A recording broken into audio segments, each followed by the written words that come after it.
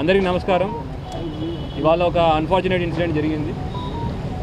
ఇవాళ government general హాస్పిటల్లో ఒక ప్రీవియస్ అక్యూజ్ రియాజ్ అనే అతను వార్డులో ఉన్నాడు. అయితే రెగ్యులర్ చెకింగ్లో భాగంగా ఆర్ఐ గారు అక్కడ చెకింగ్కి వెళ్తే అక్కడ రూమ్ దగ్గర తలుపులు పాలగొట్టే సౌండ్, తర్వాత అద్దం పగిలిన వచ్చేసరికి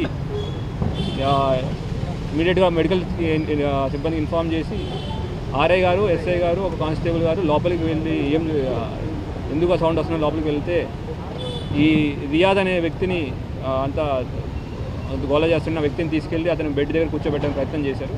కూర్చోబెట్టే ప్రయత్నంలో కానిస్టేబుల్ గారి దగ్గర ఉన్న తుపాకీని లాక్కుని ఈ రియాజ్ ట్రిగ్గర్ ఒత్తడం మొదలుపెట్టాడు.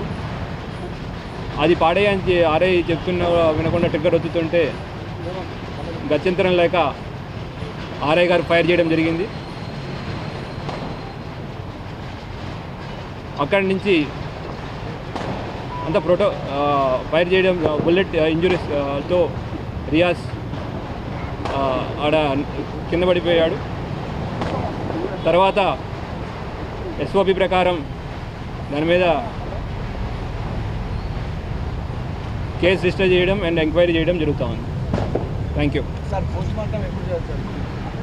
జరుగుతుంది పోస్ట్మార్టం, ఇంక్వెస్ట్ అవన్నీ గైడ్లైన్స్ ప్రకారం అన్ని కరెక్ట్గా జరుగుతున్నాయి.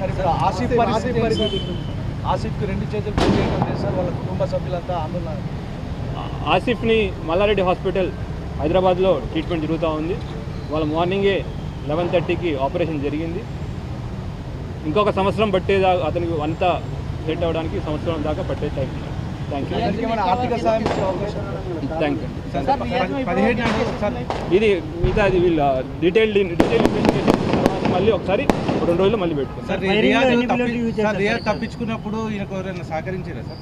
అవన్నీ ఇన్వెస్టిగేషన్లో తెలుస్తాయి, చెప్పడానికి లేదు. థ్యాంక్ యూ అండి.